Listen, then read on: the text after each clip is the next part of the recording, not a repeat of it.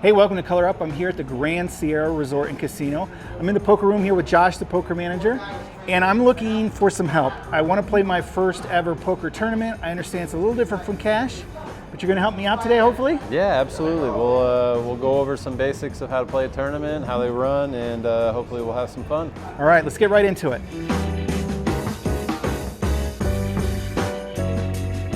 All right, Josh, first question is, I need to find a tournament. Yep. I don't know if every casino has them, or, I mean, if I want to get involved, how do I find a tournament? Yeah, so if you're trying to find a poker tournament in town, if a casino has a poker room, in general, most of them will offer a tournament as well. And you can find a tournament by looking at a few different places. You can check out the casino's website. There's a site and an app called Bravo Poker Live, and they will also advertise a casino's tournament schedules, their promotions, the buy-in amounts for the tournaments, also what cash games they're running. It's a really great app. Okay. And then there is another site called Poker Atlas, and they also advertise the same information in a different way about casinos, tournaments, their buy-in amounts, their promotions and reviews. So both are really great sites. If you're trying to find a poker tournament in town, those are three different places that you can look for them. All right, so I went on the app, I saw that you guys are running a tournament, and I'm heading out to the GSR, I want to join your tournament. How do I buy into the tournament, and is it different than a cash game if I were to buy in? Yeah, it's similar to buying into a cash game. Some casinos, some poker rooms will have a desk that's separate from their main desk that handles their tournament buy-ins and running the tournament. Here at GSR, we do all of our tournament buy-ins at the same desk that we do the cash game buy-ins. If you're ready to buy into it, you'll just do it right there at the desk with the supervisor. And most places, including ours, will give you a receipt or a ticket or something that says that you have bought into the tournament to bring with you when you go sit down. So with that ticket, am I assigned a seat? Do I just sit anywhere I want at the table, or how does that work? So here, using the system, we use Bravo's Poker Live's tournament app as well, and it prints you a receipt that'll have your table number and your seat assignment on the receipt. So in general, in poker tournaments, you are assigned a table and seat number at the start of the tournament.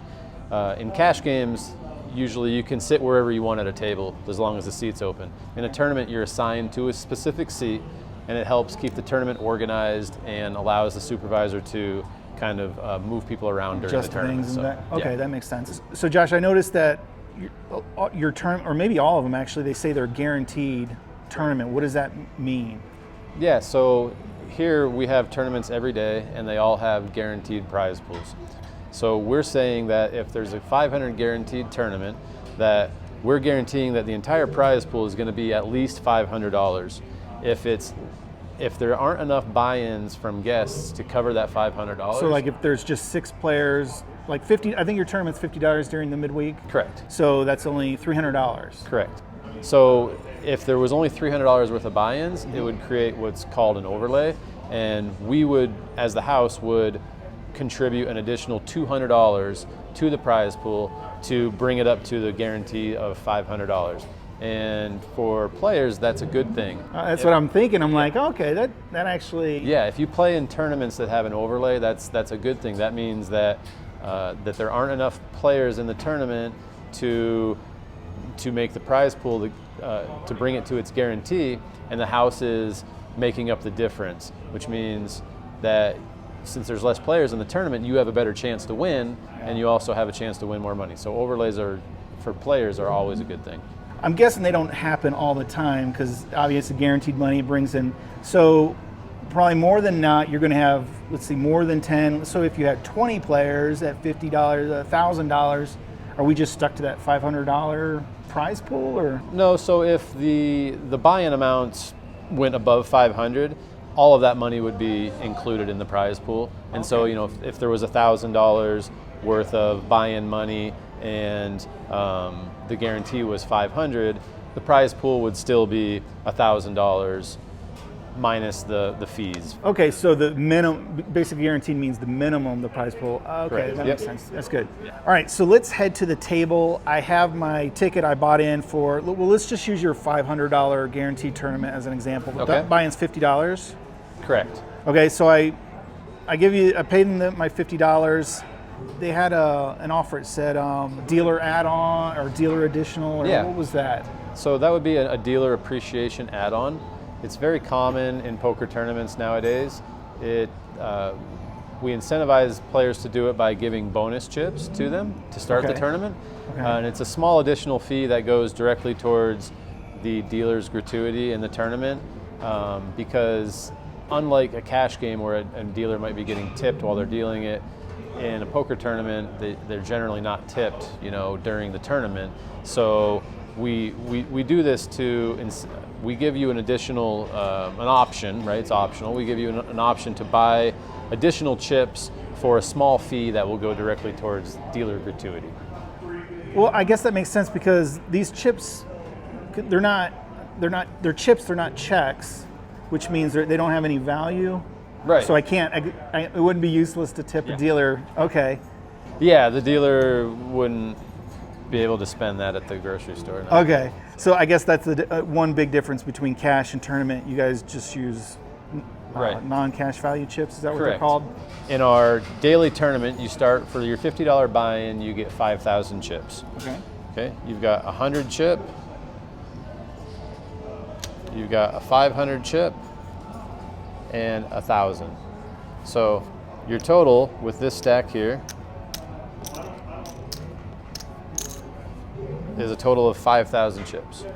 Now, since you did the Yeah, I additional want to do the additional dealer gratuity add-on, okay, you get an additional 2,500 chips to start the tournament. And so this would be the bonus chips that you receive for doing that additional dealer gratuity. And so you would start with a starting stack of 7,500 total for this specific tournament. So I get to tip the dealer and I get 25% bigger starting stack. Correct. Okay, nice, very nice. Yeah, it's a good deal. All right, Josh. Well, how about we head to an example of how a tournament hand would play out? I think that would be helpful, and then we'll maybe see some differences between cash and tournament. Yeah, absolutely. We'll go through a couple hands, actually play some poker, which Yeah. is the funnest part, Absolutely. and figure out how this works. Let's do it. All right. So here's your 7,500 starting stack. Okay. Okay. Dealer is verifying the cards. Okay, front and back. Gonna give these a good wash as the dealer here. Now, in a cash game, you lay out cards to pick when you're opening a table to see who goes first. Who goes first in a tournament? So the way we do it is it can be different from house to house. The button just always has to be randomized, but because during the buy-in process we randomize the seat that you're given, it's the same thing. And so we always start, in our poker room, we always start the button in seat 9 or 10, but that can be different from house to house. Okay. So that just picks a point, organizes it, and then you move on. Okay. Yeah, either way, it's the same either way. It needs to make, the tournament needs to make sure that the button was chosen randomly. Okay. And we accomplish that by randomly choosing your seat. Yep. Okay. So. All right. So if that's the button, then that puts me in the small blind. Correct. So the start of this tournament, the blinds are going to be 100 and 200. So you would be the small blind for 100. This guest would be the big blind for 200. Okay, and we'll shuffle up here and deal out a hand. Everything so far is pretty much the same as cash game poker. Okay. Everybody gets two cards. We're just playing Texas Hold'em, and we have a small blind and a big blind, just like any other poker game. Okay. Okay. So the blinds are 1 and 200. So the action would start with this player here, and let's say that this player likes their hand and they want to raise. Okay. The minimum amount that they can raise to would be to 400. So the blind is 1 and 2. The minimum that they can make it is 400. They can also call the 200 or fold, just like any other poker game. They have 3 options at this point. Okay. So let's say these guests here both all fold. So it doesn't cost them any money. They just fold their hand. Correct. Yep. Because they don't want to bet 400. Okay. Exactly. And if they wanted to raise it, they have to double the 400 amount? So in this specific example, the bet was 200. So you can look at it as this guest here, they matched the 200 and raised another 200. And in a poker hand, the next guest must do the same thing at a minimum. So the next person, if they did want to raise, let's say for example, now it's your turn and you go ahead and take a look at your cards. All right, let's see here. Hopefully you gave me some good ones. You didn't, not so good, but all right. I'm going to bluff them maybe. Okay, yeah, sure. So let's say that you want to appear strong, and you're going to try to maybe bluff this guy later in the hand. The minimum amount that you would have to raise to right now would be to 600. This guest's raise was 200. You must again make an additional raise of 200, but you can also raise more than that if you'd like. So the minimum you'd have to raise would be to a total of 600, but you can raise up to your entire stack all in. Okay, and that usually doesn't happen. That's not that common, just that's minimum raising. Right. Okay, so I can pick any number and maybe I want to do 1,000. Okay. Now I know there's some rules about how, it's kind of particular how you put the chips in, or I can put one chip in, or can you explain a little that to me? Just so I know what I'm doing when I want to bet, I want to raise 1,000, what should I do? Sure, so if you want to make it 1,000 total, right? If you take 2 blue chips like this and just throw them out and you do nothing else, your bet is going to be a total of 1,100 for the next person to call. Okay. Now, if you were to take these back and let's say your intentions are the same thing, but you only take 1,000 chip and throw it out and don't say anything, okay? That the dealer is going to take that as a call, and that is because of something called a single chip rule, where if you're facing a bet, no matter how much the bet is, and you only throw out 1 single chip, that is going to always be a call. So in this instance, the bet was 400. You were facing a bet of 400 to you, and you had your small blind of 100 out, and all you did was throw out the one oversized 1,000 chip. That would be considered a call. So I've got, even though 1,100, the total bet is 400 because of that rule. Correct. Okay. If you were to do the same thing with this one chip, you would need to announce a raise. So you would have to say, I raise, and then you throw this out. Now the bet would be 1,100. And so I guess the key there is to say it. Yes, and so especially when you're new to the game, the general advice and kind of the cardinal rule is to always, verbalize your intentions, especially to the dealer, so that it's clear what you're trying to do. And because a lot of times when you're new, you're not you know what you want to do, but you're not exactly sure how to do it. So as long as you communicate what you want to do to the dealer, even if you ask them in the middle of the hand, hey, I want to raise to 1,100, and they'll say, okay, just go ahead and put out, say raise and put out 1,100 like that. So it wouldn't matter, I could do 1 chip, multiple chips, but as long as I communicate. Yeah, as long as you announce your intentions, then you can kind of put it out however you want. Now I see some people, I'm watching a lot of poker on TV, right? They put out like multiple chips and they're pulling them.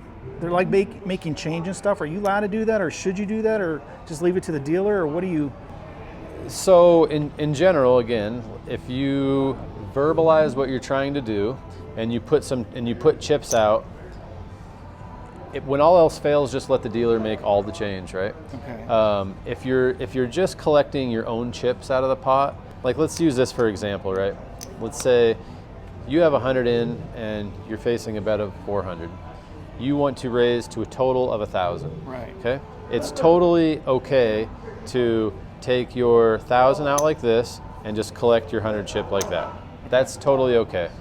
An instance where you don't want to take chips off the table is if, let's say, same scenario, you've got your 100 chip in and the bet is 400, right? And you just want to call the 400. Okay? This is one instance where if you throw in, let's say you just throw that in and you call the 400. Don't make your own change by just grabbing a chip Someone off of else's some of these chips? stacks. Okay. Sometimes you'll see people do that. That's the sure sign of a beginner. So for one, if you don't want to look like a beginner, don't do that.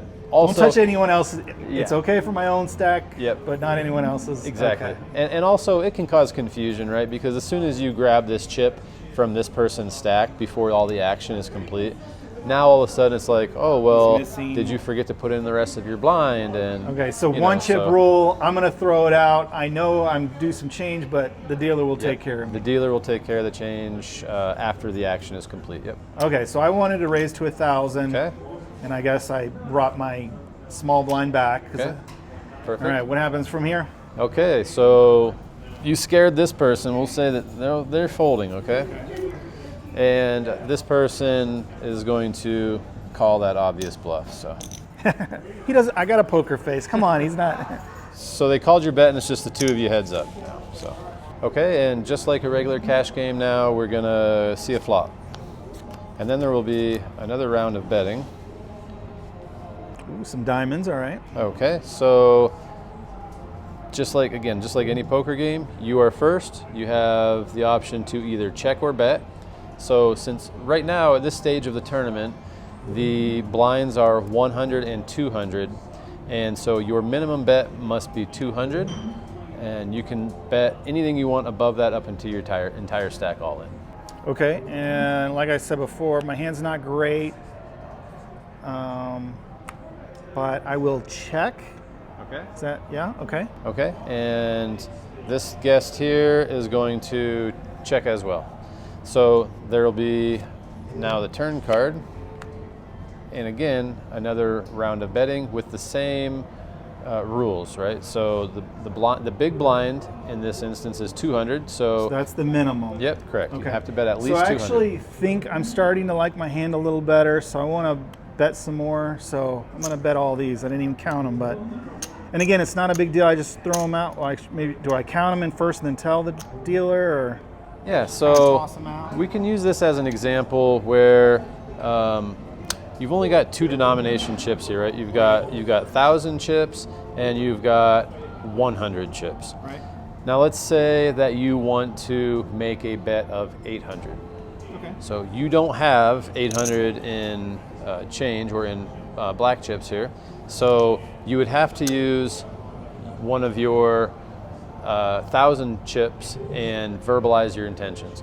So you would throw the chip out and beyond the betting line here into the center of the table, and you would just say, So raise 800. well, it would be a Or bet. no, there is no bet. So right, okay. Yep.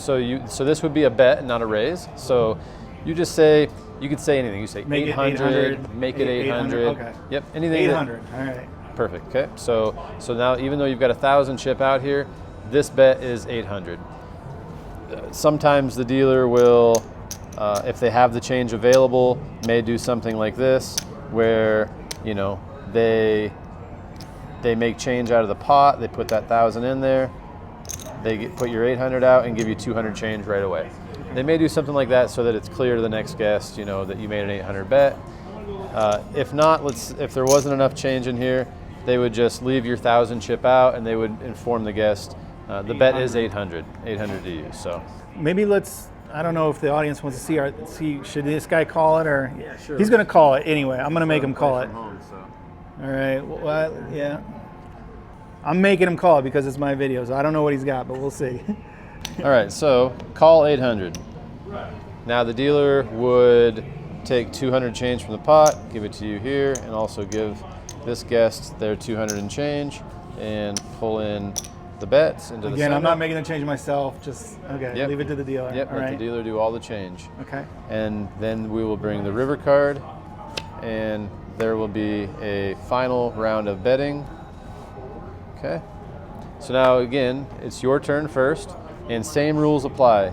Minimum bet is 200 up into your entire stack all in. Okay. Well, this isn't a setup, but you honestly just gave me a good hand, All right. so you might be able to guess what I have. But I'm gonna bet pretty good. So like, I don't know, 3,500. Okay. That'd be proper to do that. Yeah. So he says 3,500. And so now, again, it would be on this guest here, and they would be able to either call the 3,500, fold, or if they were going to raise, they would end up being all in at this point, I believe. Well, let's save all in for another hand example.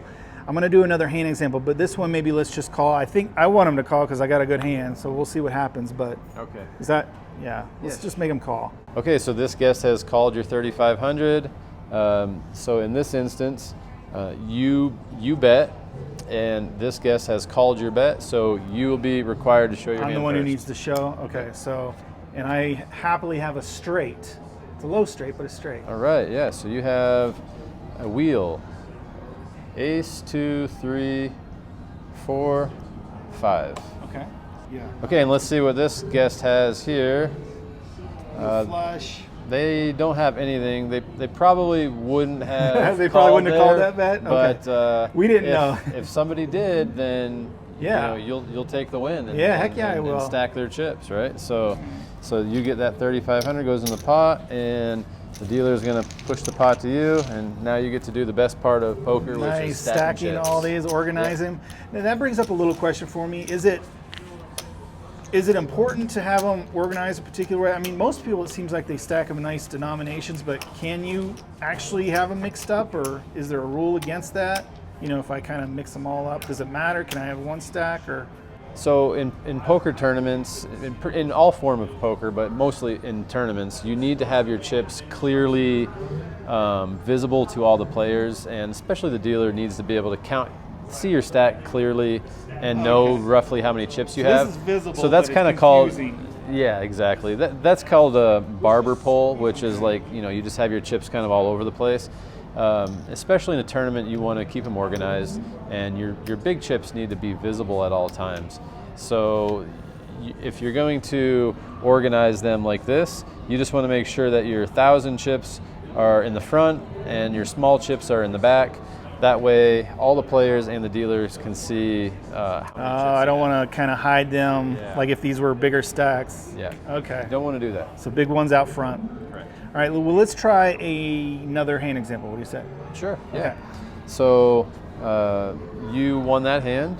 So the button's going to move to you. Now you're going to be on the button. And let's say that in this next example, the blinds have gone up.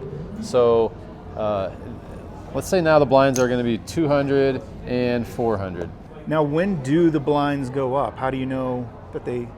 Yeah, so in poker tournaments, the blinds continually escalate and go up throughout the tournament.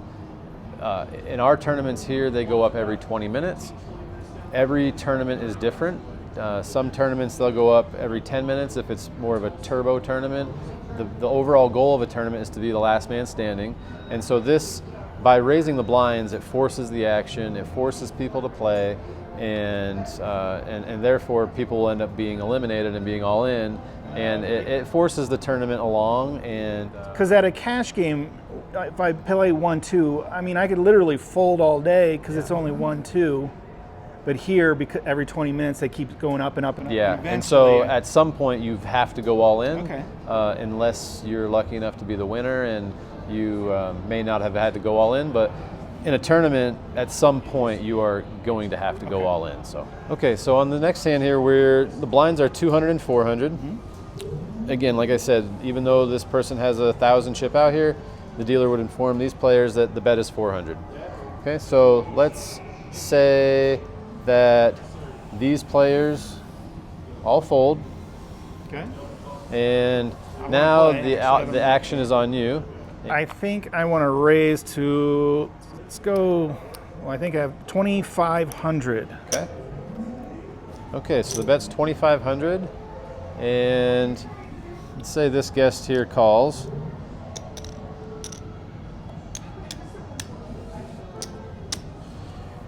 Okay, and now this guest here has less than 2,500, but they like their hand and they want to go with it. Okay. So they call for less. So they only have 2,200 left. You've raised to 2,500. So they can go all in and they're only eligible to win the amount that they have in front of them from each of you. So the dealer would put out an all-in placard in front of them, and now they would create what's called a side pot. All right. So this guest has 2,200. Each of you have 2,500. So your He bet can only, okay, I see. He can only win 2,200 from us. from each of you. So he can win 2,200 from you and 2,200 from this guest here. So you each have 300 more than his bet. So you would have so 300 here and 300 here would be 600 that this guest is not eligible for and would go on what's called a side pot. So the dealer would take 600 from these chips. They would make a side pot, and the rest would go into the main pot. So the dealer has to calculate that real quick, but Yes. he'll create a side pot. All right. So in this instance here, only you and this guest would be eligible to win the 600 chip side pot, and all 3 players are eligible to win the main pot. So if there's any further action between you and this player, all of that money would go into the side pot. Okay. And he's just watching at this point. Yep, he's just watching, hoping. So now we'll go to the flop, and there will be another round of betting between you and this player here. So it's this player here, and they've checked to you now, and Because they're past the button, their Yep. first act. yep. So you're on the button, which means you always act last in the hand, no matter what betting round we're on. So they've checked. Since this player is all in, they're done. They have no more action, and all they have to do is show down their hand at the end. Okay. And they don't flip over their cards now? Correct. That's another important thing. Oh, I'm because glad then you brought me up. and him would know. Yep. Okay. Yep, I'm glad you brought that up. So another important thing is when you're all in and there's still action pending during the hand, you don't want to turn up your hand until the end or until a dealer tells you to. Okay. So the dealer will always tell you when you're supposed to turn your hand up, and you should just wait for that. Right now, you want to make sure you keep your cards down. Okay. You did another flush kind of draw out there, which makes me nervous, but I do like it, so I'm going to bet 3,000. Okay. All right, and so this is a good example. You said 3,000, but you accidentally grabbed the wrong chips, and but since you said 3,000 and you verbalized your bet, you'd be okay betting the 3,000, and the dealer would just give you back your 300 here and say, Hey, dummy. Okay. So this, if I did that, would this stand as a bet? If I didn't say anything and make a verbal, would that stand as the bet? Well, I guess it didn't meet the minimum blind, but right. So if you had just thrown out these 3 black 100 chips like this without saying 3,000, you would be committed to betting the minimum bet of, in this stage of the tournament, 400. So the big blind was 400. You would have been committed to betting 400 in this instance. and if I did, let's say I threw out 5 chips and wanted it to be 5,000. Right. It would, if you didn't say anything when you put this out, and you just put out 5 black 100 chips like that, you would be committed to, your bet would be 500. Okay. Okay. But so in this example, you threw out this and said 3,000.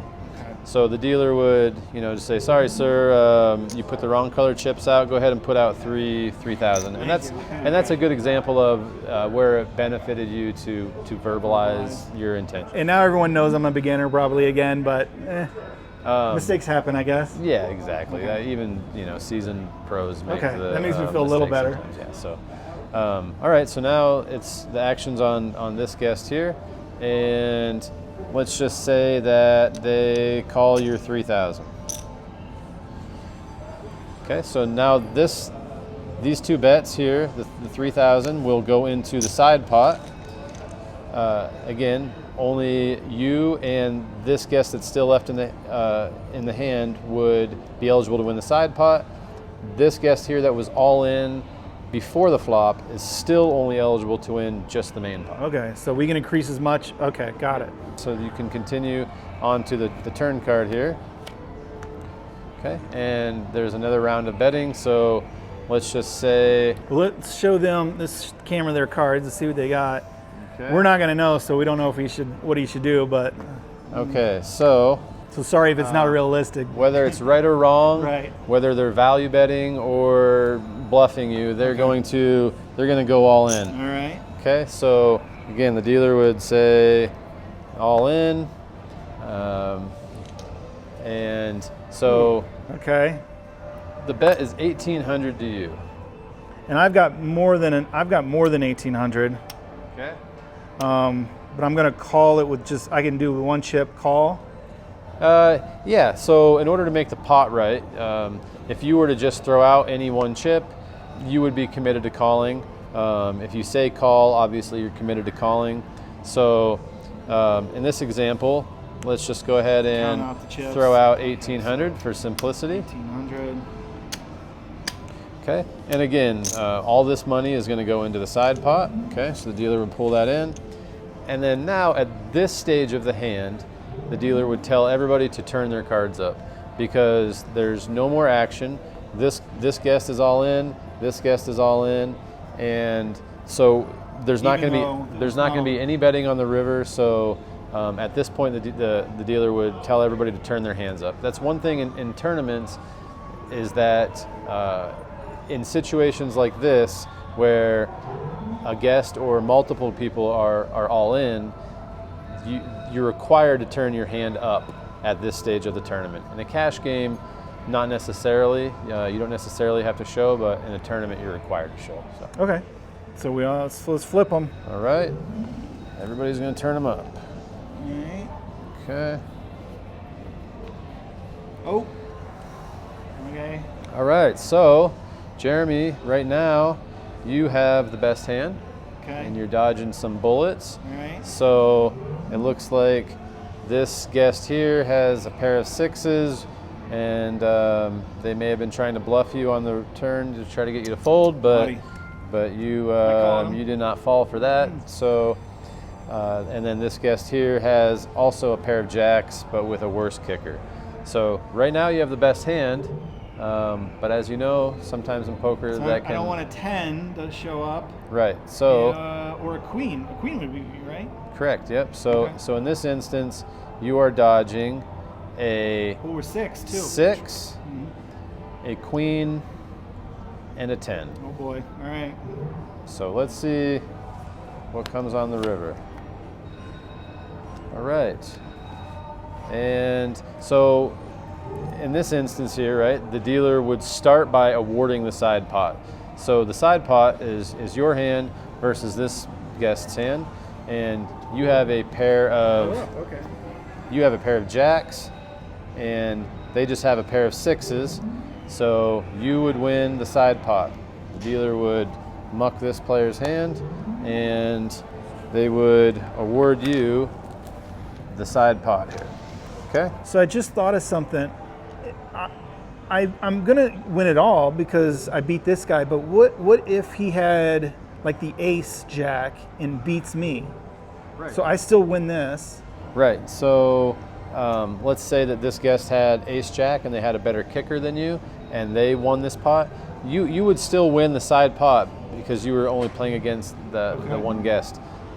But that guest would win the main pot if they had a better kicker, or if they had a flush, or if they had two pair. Okay. If they beat your hand, they would win the main pot, and you would win the side pot. Okay. Fortunately for you, in this example, you won the main pot as well. So you would get all the chips, and you just knocked Got a two busy people stock. out of the tournament. So they're out of the tournament. Now, there is something like a rebuy or you can rejoin the tournament. Can you tell me a little bit about that? Yeah, sure. All tournaments are different. For example, all of our tournaments, we allow you to re-enter the tournament for the first hour. So all the way through the first break. The way our tournament is structured here is there are 3 20-minute levels and then a 10-minute break. So all the way through that first break, if you bust out of the tournament, you can re-enter the tournament essentially as a new player. It's technically not a rebuy, you're re-entering, and you may get the same seat, you may get a different seat, but you can do that all the way through the first break. So you just head up to the desk, Yeah. new player basically. So at 2 hours in, they can't join though. Right, and again, all tournaments are different, but for ours here, after the registration is closed, there's no more re-entering the tournaments, no more adding on any of that stuff. So. All right, Josh, I guess that only leaves one question left, and that is, well, what kind of current tournaments do you have here at the GSR, if you want to talk about that a little bit? So Monday through Thursday, we have evening tournament every day at 6:30. So when you get off work, you can head down here. The buy-in for that tournament every day is $50 with the optional $10 dealer add-on. On Saturday and Sunday, we have a tournament at noon and at 6:30 p.m. every day. So the noon tournament is going to be the same structure as our weekday evening tournament, and then our evening tournaments on Friday and Saturday night at 6:30 p.m. are a little bit bigger. The buy-in is $100 with a $10 dealer add-on, and the guaranteed prize pool for those is $2,000. And then once a month, on the second Sunday of every month, we have a bigger 5,000 guaranteed tournament. Oh, nice. And yeah, and the buy-in for that is $145 with an optional $15 dealer add-on. Okay. And for that one, you get 5,000 chips for the $145, plus another 5,000 chips for the $15 dealer add-on. And so for that tournament, you get 10,000 chips. All the other tournaments, you get 7,500 chips. And for the once a month Sunday tournament on the second Sunday of every month, you can also win an entry into that tournament for free by winning any of our daily tournaments throughout the month. So if I win $50 tournament on Tuesday, well, $60. I'm doing the dealer add-on, let's be honest. So if I win on Tuesday evening. Yeah, so if you come in on a Tuesday night and win a tournament, you'll also be given a voucher for a free entry into that once a month Sunday tournament, which is a really great deal. You're essentially getting a free buy-in into a $145 tournament with a 5,000 guaranteed prize pool. Nice. You know, where first place will be, anywhere from $1,500 to $2,000 or more, depending on how many people enter the tournaments. So I think you've pretty much answered most of my questions, well, all of my questions, I think, and I'm looking forward to at least trying my first tournament here. I think I'm ready. Let's do it. Yeah, absolutely. We'll look forward to seeing you in here to play one of our mini tournaments. Yeah, let's do it.